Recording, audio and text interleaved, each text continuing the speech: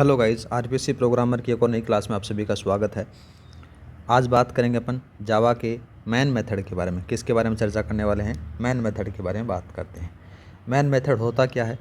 बात करें तो it is a starting point of the Java program is called main function. Man रूप से अगर बात की जाए तो जो जावा प्रोग्रामिंग स्टार्ट होती है वो मैन मेथड से होती है गाइज।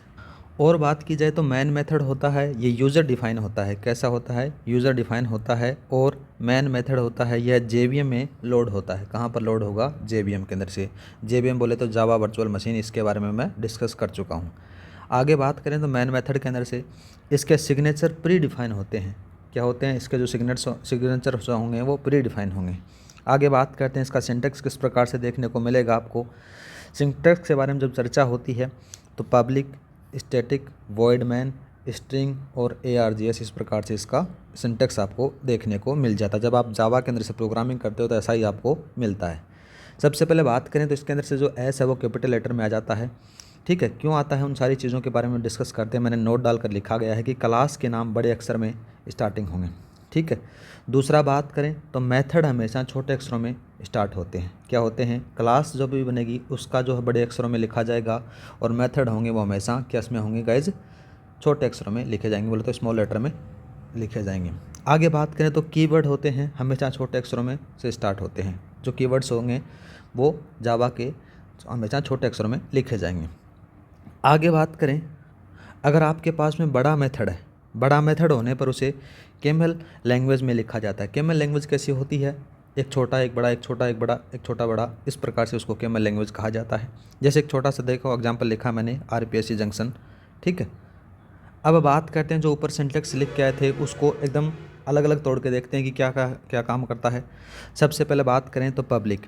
पब्लिक को कहते हैं एक्सेस मॉडिफायर कहा जाता है। स्टैटिक है वो कीवर्ड है और वॉइड है वो रिटर्न टाइप है गाइज। मैन के बारे में बात करें तो मैन को मेथड नेम के नाम से भी जाना जाता है या फिर इसको सिग्नेचर नेम के नाम से भी जाना जाता है। स्ट्रिंग और इसमें लिखा हुआ है तो इसको क्या कहते हैं? आर्गुमेंट कहा जाते हैं या फिर एरे ऑफ स्ट्रिंग कहा जाता है गाइज। ठीक है। आगे बात करते हैं ARGS है, ये एक एरे है। जब अपन प्रोग्राम के नीचे चलते हैं तो अपने को ये देखने को मिल जाता है जिसको डेफिनेशन इसमें देखने को मिलती है या फिर स्कोप या फिर बॉडी कहा जाता है प्रोग्राम की। ठीक है गाइज। अब बात करते हैं सबसे पहले पब्लिक के बारे में। पब्लिक क्या होता है? ये जावा एक्सेस मॉडिफायर होता है। क्या होता है गाइज? पब्लिक होता है एक जावा मॉडिफायर होता है। जावा में 4 प्रकार के एक्सेस मॉडिफायर होते हैं। कितने प्रकार के होते हैं गाइज? 4 प्रकार के एक्सेस मॉडिफायर होते हैं। मॉडिफायर को स्पेसिफिक भी कहा जाता है।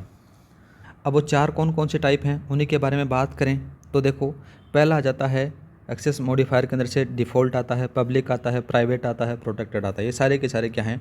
एक्सेस मॉडिफायर के अंदर से रखे जाते हैं गाइस। आगे बात करें पब्लिक के अंदर से क्या होता है? पब्लिक से आप कहीं पे भी कॉल कर सकते हो, कॉल एनीवेयर का काम होता है। आगे बात करते हैं तो जावा के मैन मेथड पब्लिक डिक्लेयर किया जाता है क्योंकि जावा का मैन मेथड जेवीएम में लोड होता है गाइज।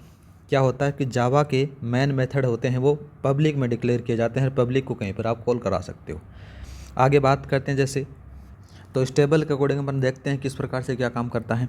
सबसे पहले अपन ने लिखा यहाँ पर सीरियल नंबर, एक्सेस मॉडिफायर लिख दिया। ठीक है, क्लास लिख दी, अदर क्लास लिख दी, पैकेज लिख दिया और अदर पैकेज लिख दिए। सबसे पहले बात करते हैं डिफ़ॉल्ट के बारे में। डिफ़ॉल्ट क्या होता है? ओनली अदर पैकेज में नहीं मिलता और सभी में मिलेगा, क्लास में भी, अदर क्लास में भी और पैकेज में भी।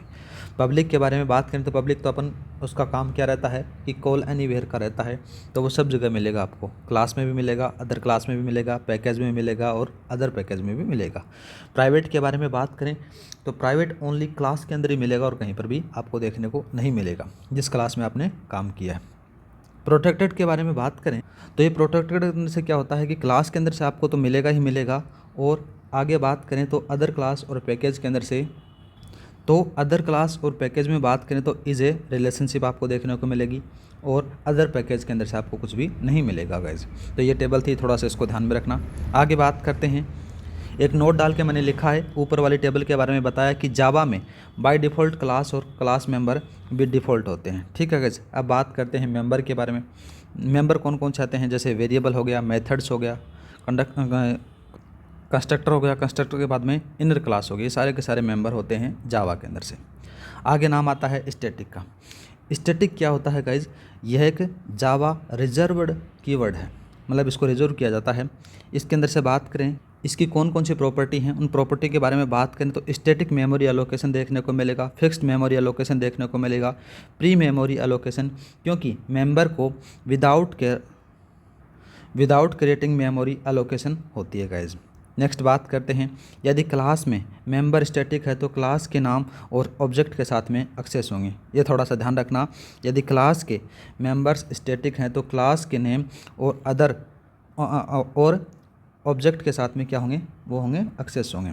अब छोटा सा एग्जांपल लेते हैं अपन गाइज, जैसे आपके पास में क्लास ले ली, इसमें से इंट लगा लिया और स्टैटिक वाई लगा दिया, ऊपर वाला जो है इसको डायनेमिक में अपने एलोकेशन कर दिया और नीचे वाले को अपने क्या स्टैटिक मेमोरी के अंदर से एलोकेशन दे दिया गया।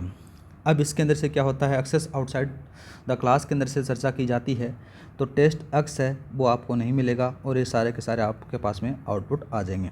अब ये क्यों नहीं मिलेगा, तो इसके बारे में बात करें तो कोई भी स्टैटिक मेंबर क्लास के नाम के साथ में एक्सेस नहीं होगा, ये ऊपर मैंने लिख रखा। आगे चर्चा करते हैं गाइज कि जावा मैन मेथड को स्टैटिक मेमोरी एलोकेशन होती है, दैट्स वाई जेएमईएम में लोड होगा। ठीक है, अब बात करते हैं वॉइड के बारे में।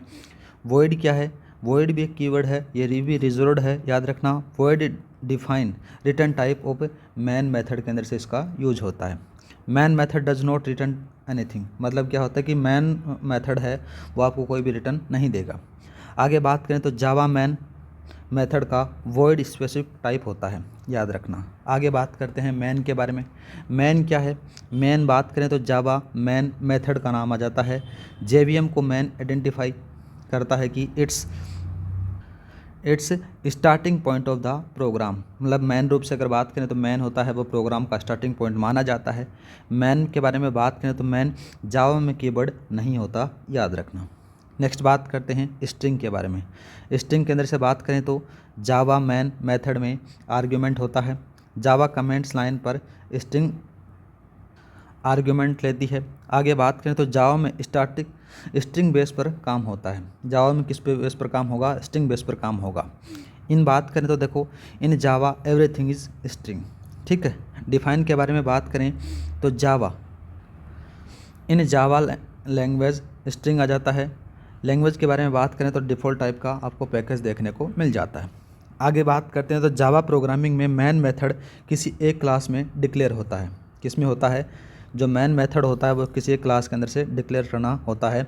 बिना क्लास और ऑब्जेक्ट के ये जावा काम नहीं करेगी आपको। आगे बात करें तो जावा मैन मेथड में ओवरलोड किया जा सकता है, लेकिन सिग्नेचर अलग होने चाहिए। ठीक है, ये थोड़ा सा ध्यान रखना कि जावा मैन मेथड में ओवरलोड किया जा सकता है, लेकिन जो सिग्नेचर्स होंगे वो अलग होंगे। आज के लिए इतना ही, मिलते हैं नेक्स्ट क्लास में। जय हिंद, जय भारत।